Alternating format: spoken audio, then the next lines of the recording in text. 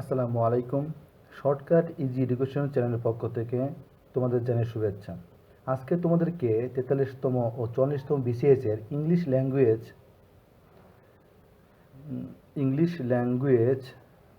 And লিটারেচারের super shortcut suggestion দেখাবো। BCS এর ইংলিশ নিয়ে তোমাদের অনেক সময় কনফিউজড হয়ে যাও, কি করবে তোমরা বুঝে উঠতে পারো না কোনটা আগে পড়তে হবে কোনটা পরে পড়তে হবে, কীভাবে পড়বে। আজকের এই ক্লাস করার পর তোমাদের সব কনফিউশন দূর হয়ে যাবে ইনশাল্লাহ। চলো ক্লাস শুরু করা যাক।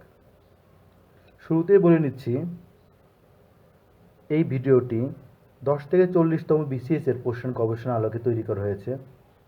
কোন কোন টপিক হতে প্রায় এসেছে সেটা জেনে যে পড়া শুরু করে যে ব্যক্তি বা যে স্টুডেন্ট, আর যে না জেনে না বুঝে সে পড়তেই থাকে, তারা কখনোই একই রকম রেজাল্ট করে না। তাহলে চলো এখন আমরা শুরু করি। আমরা তোমাদেরকে দেখাবো 43তম ও 44তম বিসিএসের ক্ষেত্রে আমাদের ইংলিশ ল্যাঙ্গুয়েজ এবং লিটারেচারে আমরা কি দেখতে পাই, কি পড়ব। আমাদের সামনে অনেক বড় সিলেবাস ইংলিশের, সেহেতু অনেক বড় সিলেবাসের মধ্যে থেকে আমাদেরকে শর্টকাটভাবেই এমনভাবে টেকনিক্যালি শেখাইতে হবে যেন কাঙ্ক্ষিতভাবে আমরা ভালো নাম্বার তুলতে পারি। তাহলে আমাদের দেখি, যেহেতু আমাদের তোমরা জানো যে পরীক্ষা বেশি সময় নেই, তাই পড়াশোনা গুছিয়ে নেওয়াটাই সবারই কাম্য। আমরা ইংলিশ ল্যাঙ্গুয়েজ এবং লিটারেচারে মার্ক বিন্যাসের মধ্যে মার্ক থেকে টোটালি 35, ল্যাঙ্গুয়েজ থাকে 20 এবং লিটারেচার থাকে 15। এবার তাহলে প্রথমে আমরা ইংলিশ ল্যাঙ্গুয়েজের সাজেশন হিসেবে আমরা দেখি কি করা যায়, কীভাবে সাজেশনটা সাজানো হয়েছে। দেখো, 1 নাম্বার অ্যাডভার্ব। এখানে আমরা প্রচুর দেখেছি যে অ্যাডভার্ব থেকে কিন্তু বিভিন্ন ধরনের কোশ্চেন হয়ে থাকে। নিচে কোনটা অ্যাডভার্ব বা অ্যাডভার্বের পরিবর্তন, এগুলো কিন্তু চলে আসে কিন্তু। তাহলে আমরা অ্যাডভার্বের পরিবর্তনটাকে আমরা 100% দেবো, এটা তোমাদের পরীক্ষায় ইনশাল্লাহ আসবে। সামনে বিসিএস অবশ্যই 43তম বিসিএসে তোমরা এটা ইনশাল্লাহ পাবে। আচ্ছা, নেক্সট আমরা 2 নাম্বারটা দেখি, অ্যাডজেক্টিভ। অ্যাডজেক্টিভ পরিবর্তনটাও কিন্তু আমাদের খুব ইম্পর্টেন্ট এই আগামী বিসিএসের জন্য। তুমি অ্যাডজেক্টিভ পরিবর্তনগুলো কিন্তু অনেক গুছিয়ে পড়বে, এবং বিশেষ করে এই অ্যাডভার্ব, অ্যাডজেক্টিভ, নাউন যেটাই বলি না কেন আমি, এই জিনিসগুলা মানে এই পার্টস অফ স্পিচগুলা দেখা যাচ্ছে তোমরা বিভিন্ন বোর্ড কোশ্চেন, ঠিক আছে, সলভ করবে, তার সঙ্গে সঙ্গে ভালো বেনিফিট হবে যে ব্যাংকের কোশ্চেনগুলো সলভ করো।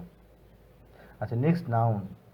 নাউন এটা সিম্পল একটা জিনিস, যদি কোশ্চেনটা অনেক ইজি হয় তাহলে নাউন থেকে কোশ্চেন দিতে পারে, তাহলে আমরা এটাকে 99% দিতে পারি, যে 100% না কিন্তু 99% হিসেবে পড়লে ভালো হয়। 4 নম্বরে আমরা দেখি যে ওয়ার্ড মিনিং। এগুলো না বললেই নয়, শব্দের অর্থ, word meaning, similar word, opposite word, synonymy word মানে সমার্থক, বিপরীত শব্দ, স্পেলিং, এগুলো কিন্তু সবগুলো কিন্তু প্রতিবার আসে। ওয়ার্ড মিনিং, শব্দের অর্থ দুইভাবে আসতে পারে, একটা বাংলা মিনিং করে আসতে পারে, অথবা কিন্তু সিমিলি ওয়ার্ড দিয়েও আসতে পারে, একইভাবে আসতে পারে। তাহলে ওয়ার্ড মিনিংটা বিভিন্নভাবে আসে, তো এটা কিন্তু 100%। তোমরা কিন্তু এটাকে অনেক গুরুত্ব দিবে কিন্তু এটাকে। তারপরে দেখো সিমিলার ওয়ার্ড। সিমিলার ওয়ার্ডও কিন্তু সেমভাবে 100%, এটাকে তোমরা এক্সট্রাভাবে গুরুত্ব দিবা। অপোজিট ওয়ার্ড বা মিনিং, অপোজিট মানে শব্দের অর্থ, এটা কিন্তু তোমাদের 100% হিসেবে থাকবে, এটা খুব ইম্পর্টেন্ট। তারপরে আমরা ট্রান্সফরমেশনের যদি আমরা যাই বা চেঞ্জিং সেন্টেন্সের ক্ষেত্রে যাই, আমরা কমপ্লেক্স সেন্টেন্স। এখানে দেখো কমপ্লেক্স সেন্টেন্স বা কম্পাউন্ড সেন্টেন্স বা সিম্পল সেন্টেন্স যেটাই বলি না কেন, সিম্পল সেন্টেন্স এবার না আসার সম্ভাবনা খুব আছে, কিন্তু কমপ্লেক্স সেন্টেন্সটা 100%, এটা কিন্তু আসবে ইনশাল্লাহ, ঠিক আছে। কম্পাউন্ড সেন্টেন্সও কিন্তু 100%, এটা কিন্তু আমরা কিন্তু ইনশাল্লাহ দেখতে পাবো। আচ্ছা, তাহলে আমাদের এবার ভয়েস চলে আসে। ভয়েস কিন্তু চেঞ্জিং সেন্টেন্সের মধ্যে একটা আসে, এবং ভয়েসটা কিন্তু 100% দিব, কারণ এখানে এক মার্ক কিন্তু আসার সম্ভাবনা খুব বেশি। তারপর প্রিপোজিশন নিয়ে আমি যদি আলোচনা করি, প্রিপোজিশনটা 2 রকম হয়, একটা সিম্পল প্রিপোজিশন, একটা অ্যাপ্রোপ্রিয়েট প্রিপোজিশন। যদি কোশ্চেনটা অনেক সহজ করে তাহলে সিম্পল প্রিপোজিশন থেকে দিতে পারে, কিন্তু আমি আশা করি এইবার এতটা সহজ প্রিপোজিশন দিয়ে কোশ্চেন হবে না, একটু কঠিনই হবে। তাই কিন্তু তোমরা ভালো মতো অ্যাপ্রোপ্রিয়েট প্রিপোজিশনটা কিন্তু ভালো মতো খেয়াল করবে, বিশেষ করে ব্যাংক এবং বিসিএস এর বিগত দিনগুলো কোশ্চেনগুলো। নেক্সট আর্টিকেল থেকে আমরা 99% দিতে পারি। আর্টিকেল অনেক সহজ, কোশ্চেন অনেক সহজ হলে এটা দেওয়ার সম্ভাবনা খুব আছে, তাই আমরা 99% দিতে পারি। বিগত 2টা বা 3টা কোশ্চেনে যদি আমরা দেখি যে বিসিএসের 41তম এবং 40তম এই দুটা আমরা অ্যানালিসিস করলে রিসেন্ট কোশ্চেনগুলো দেখি যে এতটা সহজ কিন্তু কোশ্চেন হচ্ছে না। তাই তোমরা কিন্তু কোশ্চেনগুলো আমার যে সাজেশনটা খুব স্ট্রংলিভাবে ফলো করবে, কারণ সময় বেশি নাই, অল্প সময়ের মধ্যে গোছানো পড়া হইতে হবে। আচ্ছা, নেক্সট আমরা জেন্ডার কিন্তু এখানে 100% দিতে বাধ্য হচ্ছে, কারণ জেন্ডার থেকে কিন্তু কোশ্চেন আসার সম্ভাবনা খুব আছে। 13 নাম্বারটা অ্যানাটমিস অ্যান্ড সিনোনিম, মানে সমার্থক শব্দ, একই শব্দ বা সমর্থক শব্দ, ঠিক আছে, বিপরীত শব্দ অথবা সমার্থক শব্দ। এটা কিন্তু প্রতিবারই আসে, এটা শুধুমাত্র এবার নয়, প্রতিবারই আসে এবং প্রতিবারই আসবে ইনশাল্লাহ, তোমরা ভালো মতো খেয়াল করবে, এটাই গুরুত্ব বেশি দিতে হবে। ফ্রেশ অ্যান্ড আইটেমস, এটাও 100%। ফ্রেশ আইটেমস থেকে কিন্তু খুব ইম্পর্টেন্ট, এখানে এটাকে বিশেষ করে ভালো গুরুত্ব দিতে হবে। স্পেলিংয়ের ক্ষেত্রে আমরা স্পেলিং প্রতিবার আসছে এটা, তাই আমাদের স্পেলিং এবং কারেক্ট সেন্টেন্স, স্পেলিং থেকে তুমি একটা থেকে দুটো কোশ্চেন পাবা, ইনশাল্লাহ পাবে এবার, আর কারেক্ট সেন্টেন্স থেকে কম করে হলে একটা পাবা। তাহলে এটাকে আমাদেরকে অবশ্যই 100% দিতে হবে, এটাকে গুরুত্ব বেশি করে পড়বা। তারপরে ভার্বের প্লুরাল ফর্ম, এটাকে 98% দিতে পারি। ওকে, তাহলে আমরা দেখি যে এখানে আমরা খেয়াল করে দেখো, ইংলিশ ল্যাঙ্গুয়েজের ক্ষেত্রে আমাদের কিন্তু বেশ কয়েকটাতে কিন্তু আমরা গোল দাগ দিয়েছি, যারা ইংরেজিতে একটু ভাবনা চিন্তা নিয়ে আসছো যে কী পড়বে, তারা এই 16টা আইটেম পড়তে পারো, যে 16টা আইটেম দেওয়া আছে। আর যদি এই 16টা আইটেমে যদি তারপরেও কঠিন হয়, তাহলে তোমরা কি করবে, তোমরা হচ্ছে যে এই গোল দাগ দেওয়াগুলা পড়ে নেবে, তাহলে কিছুটা অ্যান্সার করতে পারবে। আচ্ছা, নেক্সট আমরা চলে আসি ইংলিশ লিটারেচার নিয়ে। আচ্ছা, ইংলিশ লিটারেচার নিয়ে অনেকে অনেক রকম তোমাদের সাজেশন দেবে। আমি সাজেস্ট করব যে বিগত দিনগুলা কোশ্চেনগুলার মানে আসার আলোকে আমি তোমাদের এটাই সাজেশন করব যে এই লিটারেচারগুলো আয়ত্ত করতে গেলে তোমাকে অবশ্যই তোমাদের বিভিন্ন ধরনের কবি লেখকের জীবনী পড়তে হবে।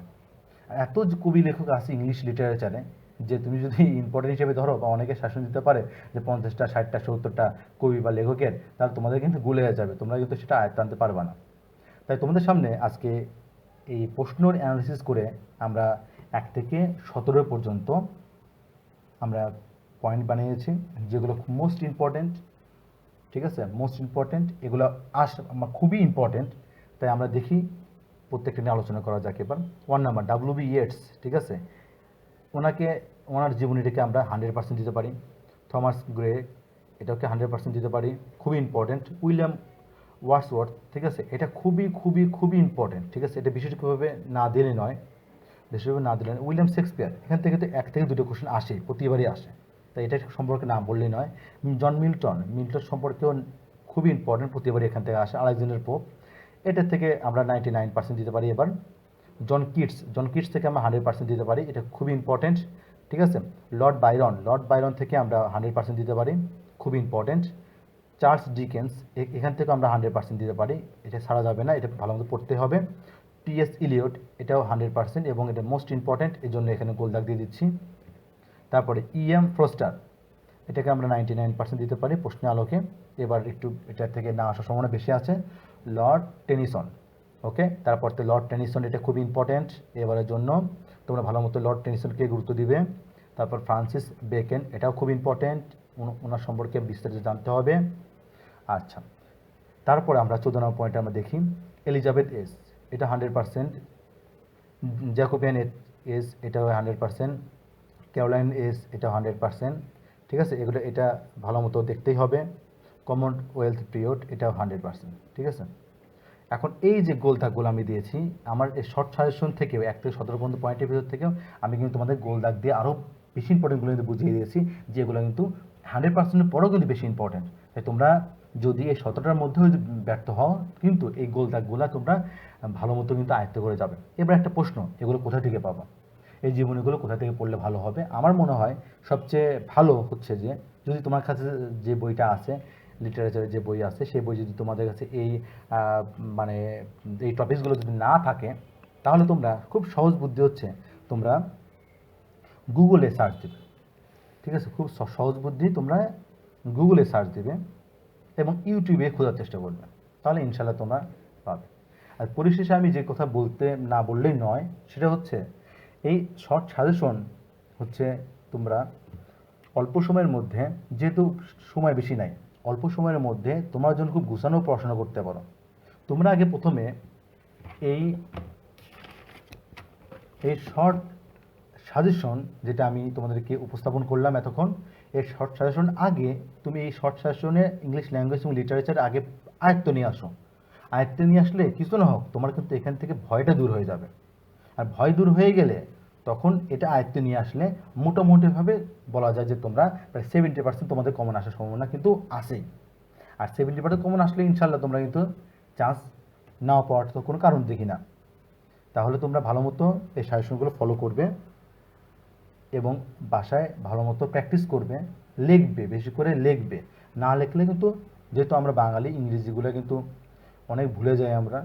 বেশি বেশি করে লিখতে হবে, পড়তে হবে, লিখতে হবে, রুলসগুলো প্র্যাকটিস করতে হবে। এভাবে তোমরা প্র্যাকটিস করতে থাকো এবং তোমাদের সবার জন্য শুভকামনা রইল। ইনশাল্লাহ সবাইকে, সবার জন্য দোয়া থাকলো তোমরা যেন পিলিতে ভালো করতে পারো।